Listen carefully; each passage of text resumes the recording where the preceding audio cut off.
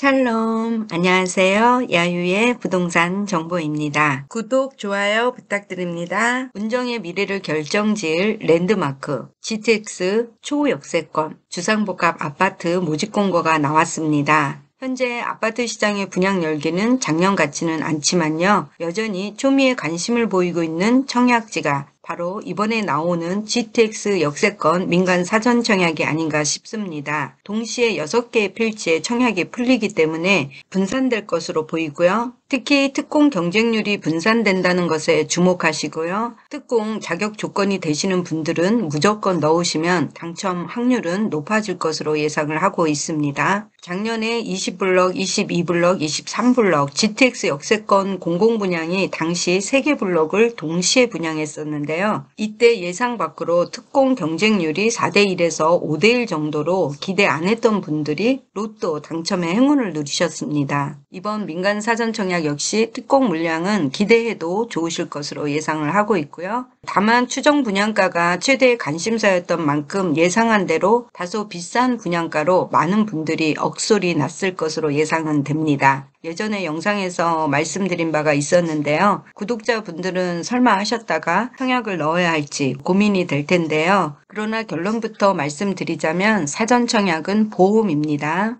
무조건 넣으시길 강추드리고요. 본 청약 때 포기하셔도 되는 만큼 부담 없이 지원이 가능하다는 장점이 바로 사전 청약입니다. GTX 입지이긴 하지만요. 분상제가 적용된 공공택지에서 파주 운정에서 84타입 추정 분양가가 7억을 찍었다는 것은 미래 시세 차익을 시행사가 일부 가져간 것으로 볼 수밖에 없고요. 특히 1256블럭은 운정 GTX 호재를 누리고 있는 대장주 아파트 단지들인 힐푸아가 있는데요. 이 힐푸아 아파트의 평균 시세 90%에 육박하는 추정 분양가가 나왔고요. 이 3, 4블럭 같은 경우는 시세 80% 추정 분양가로 분석이 되고요. 본 청약이 24년인 것을 감안하면 그때 가서 얼마나 올릴 것인지도 관건인데요. 다만 사전 청약은 기준을 정할 때 작년 국토부 발표에 따르면 물가 상승분 이내에서 분상제를 기준으로 한다. 이렇게 분양가 심사를 한다고 발표를 했지만 2년 뒤에 물가가 지금처럼 인플레가 심하다면 진짜 깊은 고민에 빠지게 될 분양가이긴 하고요. 또한 정부가 바뀐 지금 사전 청약의 분상제가 지켜질지도 다소 의문입니다. 왜냐하면 분상제를 손보겠다는 것이 이번 정부의 부동산 정책 중에 하나이기 때문이고요. 그러나 사전 청약은 다시 한번 말씀드리지만 보험이니까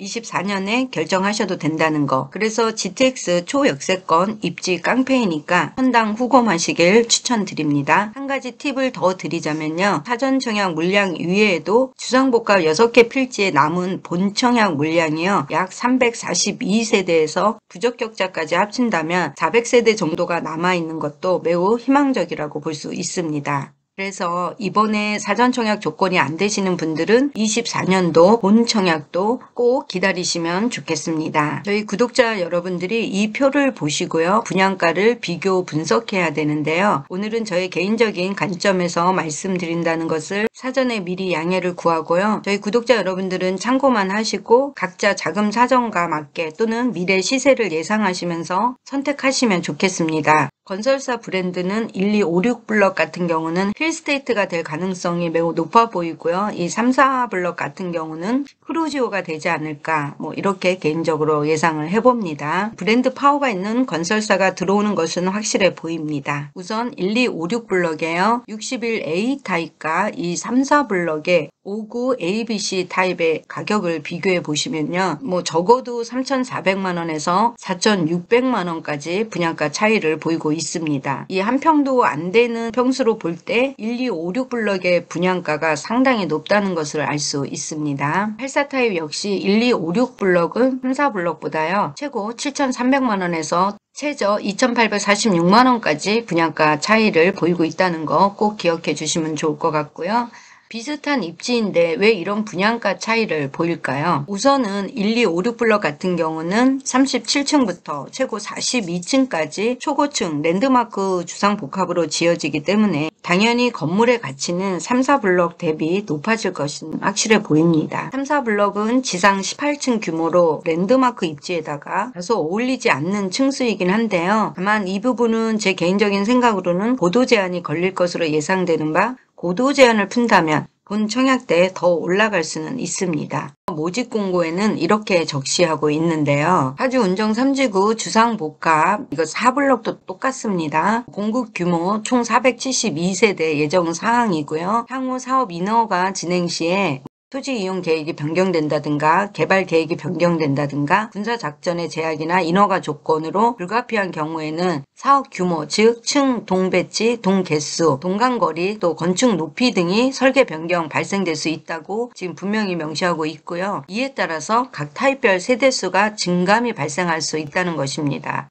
더 높아질 수도 있고 더 적어질 수 있다는 것을 기억해 주시면 좋을 것 같고요. 그래서 이런 경우에는 사전 당첨자의 동의 없이 다른 타입으로 변경되거나 계약이 취소될 수 있다라고 밝히고 있고요. 그래서 이로 인해서 사업 주체나 시공사에 이의를 제기할 수 없다라고 분명하게 지금 모집 공고에서 밝혀 놓았습니다. 이 GTX 주변은 특별계획 구역이기 때문에요. 대규모 상업시설의 경우 용적률이 좀 600%까지입니다. 그런데 주상복합 같은 경우는 300 이하고요. 특히 주거용도는 270%까지 용적률을 올릴 수 없기 때문에 그렇다면 1256블럭은 왜 고도 제한 없이 최고 42층까지 올릴 수 있을까요? 경의중앙선 운정역 힐스테이트 운정 오피스텔도 고도 제한이 걸려서 분양 이후에 공사가 잠시 중단되었다가 군부대 파주시 시행사가 이 문제를 풀고 다시 원안대로 운정지구 최초로 대단지 초고층을 올리고 있는데요. 역시 같은 시행사라서 1256블럭 같은 경우는 고도 제한을 풀 수 있는 건지 그렇다면 3, 4블럭 시행사는 못 푸는 걸까요? 안 푸는 걸까요? 이 주상복합 6개의 필지에서는요. 총 2600세대가 예정되어 있지만